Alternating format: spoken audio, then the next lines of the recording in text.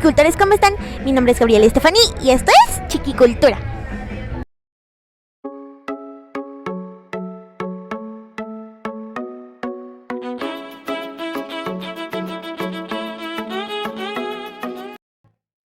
El día de hoy nos encontramos con la dibujante e ilustradora Flor Guga. ¿Cómo estás, Flor? Es un gusto en conocerte. Hola Gaby, mucho gusto, gracias por la entrevista. Gracias. Flor, ¿nos puedes platicar un poco sobre ti? ¿De dónde eres? ¿Qué estudiaste y a qué te dedicas? Sí, yo pues vengo de el Valle de Toluca, bueno, de un pueblito al sur de la capital, y estudié artes y animación también. Entonces lo que yo hago pues es desde siempre hacer historieta, hacer cómic, hacer historias y dibujar mucho. Excelente. Flor, ¿desde que eras niña te gustaba mucho dibujar? Sí, creo que yo tengo libretas de antes de que aprendiera a escribir, hay dibujos. Entonces sí, toda la vida he dibujado. Perfecto. ¿De niña qué soñabas que querías ser de grande? Pues mucho tiempo quería ser astrónoma. Quería ser arqueóloga, quería estudiar química. Híjole, es que quería hacer muchas cosas, quería ser antropóloga, solo que luego pues así, estudié química un tiempo, pero después me fui a las artes. Entonces creo que sí, bueno, eso, astrónoma, quería ser astrónoma mucho tiempo de mi vida. Ok. ¿Te acuerdas cuál fue el primer dibujo que realizaste? El primero no, pero recuerdo, tengo un dibujo guardado de cuando tenía 3 años y son 2 personajes, uno es una persona o un niño o niña, no sé, y un zorrito. Y entonces están como correteándose y uno de ellos tiene un globo de diálogo con letras que no dicen nada, pero ahí está. Ese es uno de mis primeros recuerdos de dibujo. ¡Qué bonito! Flor, de niña, ¿qué historietas o cómics leías?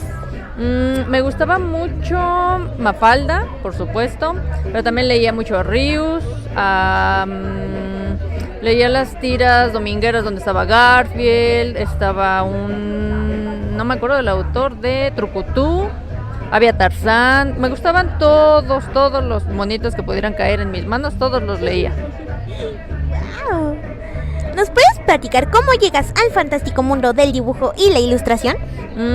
Pues en realidad, como siempre lo hice desde que era muy pequeña, fue muy natural para mí, era muy orgánico. Entonces no sé si de veras llegué o más bien pues como que estaba ahí desde siempre, porque no recuerdo haber pensado.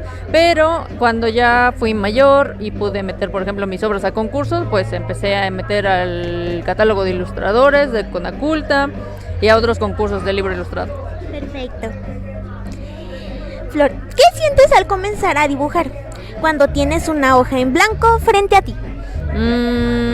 Pues depende, porque a veces es simplemente dejar como que tu mano vaya rayando, o de pronto tienes alguna idea o quieres dibujar un concepto y no puedes porque está la hoja en blanco, y entonces tienes así ese pánico a la hoja en blanco y dices, ¿cómo? ¿Por dónde empiezo?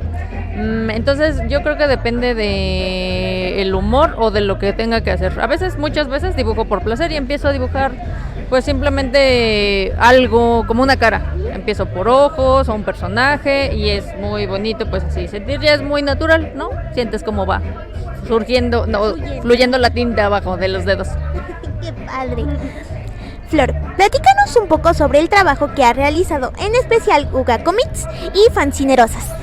Ay, bueno, yo empecé, como ya te platiqué, desde que era niña, yo tengo libretas de cuando iba en la primaria o en la secundaria con historias, o sea, hay cómics, ¿no? No estaban publicados, evidentemente, porque solo están ahí pero pues ya por ahí de cuando entré a la prepa o un poco antes, ¿no? 15, 16 años, empecé a hacer pequeños fanzines y a repartirlos, como a hacer tendederos y a dejarlos colgados para que la gente se los llevara, y así como que nació el proyecto, ¿no? De Guga Comics.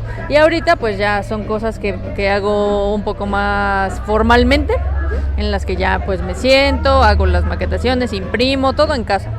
Me gusta hacer las cosas así, pues como con ese toque entre que no son industriales, sino que tienen como un toque del autor.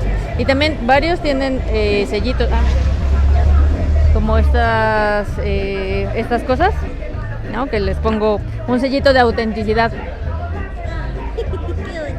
Entonces, pues así, de este que me preguntabas de Fancinerosa, Es el volumen 3, el último que acabo de sacar, de una recopilación de historias cortas, de un proyecto que, pues, con el que estamos con muchos más amigos y amigas que se dedican a la historieta, en la que cada semana se propone un tema, el tema que se te ocurra, ¿no? Puede ser tacos, mochila, viaje, y entonces cada autor y autora hace una historia chiquita de 3 páginas. No más de 3 páginas, entonces en 3 páginas hay que resolver la historia. Y este es una compilación de mis historias para Viñeta 21. ¡Qué padre! Flor, desde tu punto de vista y tu experiencia, ¿cómo ves la industria de la historieta, el cómic y la novela gráfica en nuestro país? Por ejemplo, comparada con el cómic de Estados Unidos o el manga japonés. Uy, bueno, pues para empezar allá sí hay una industria mucho más estabilizada. Se publica mucho, pues sí, mucho autor. El manga especialmente, pues es una fábrica de manga, ¿no? De historieta, de narrativa gráfica. Creo que acá en México todavía hay como cositas que faltan.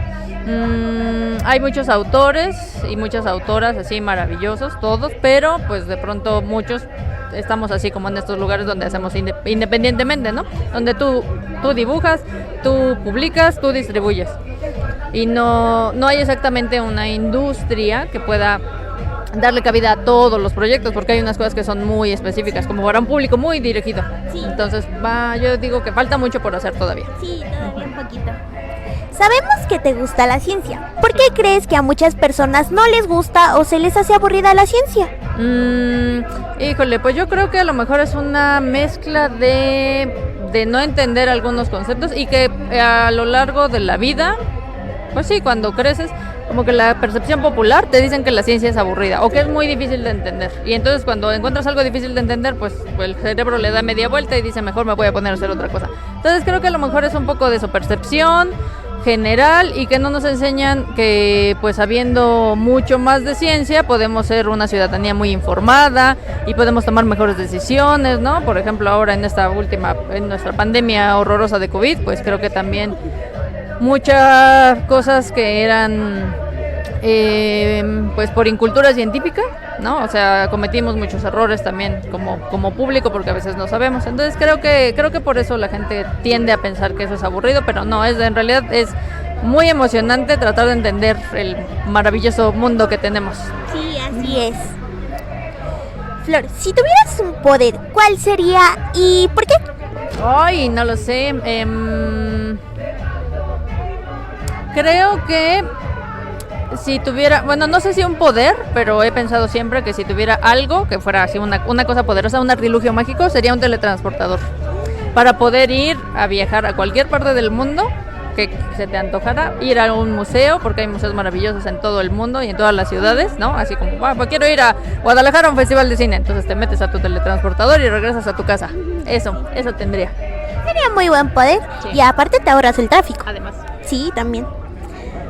Si un científico construyera una máquina del tiempo y te invitara a viajar, ¿a qué época o tiempo te gustaría ir? ¿Al pasado o al futuro? ¿Y por qué?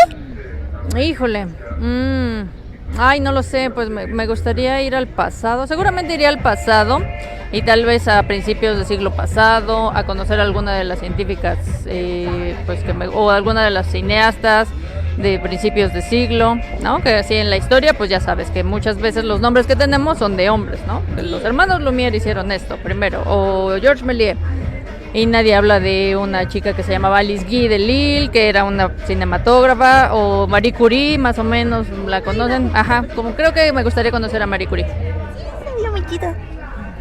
Flor, ¿qué otras actividades gráficas realizas y cuáles son tus planes y proyectos a futuro?